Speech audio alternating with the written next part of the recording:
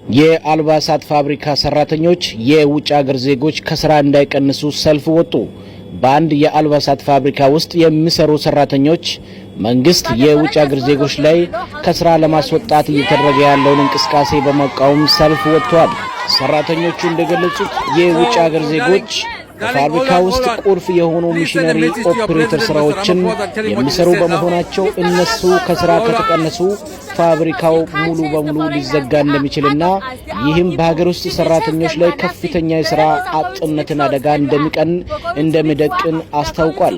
በሀገር ውስጥ ያሉ ሰራተኞች ሚሽኖችን በብቃት የመስራት ሙሉ ክህሎትና እንዳልዳበሩ የገለጹት ሰልፈኞቹ የውጭ ሀገር ዜጎችን ማባረር ፋብሪካዎች እንዲዘጉ ትልቁ ምክንያት ይሆናል ማለት ነው። ይህንን በመቃወም ሰልፍ ወጥተዋል።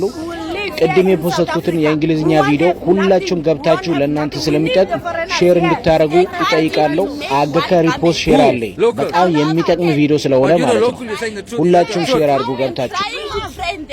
Since last year, we didn't have one good machinist. Not one. To do even one garment. But MK Labour Desk says, ANC Lose, there's plenty of people out there for machinists. They're supposed to give us that people.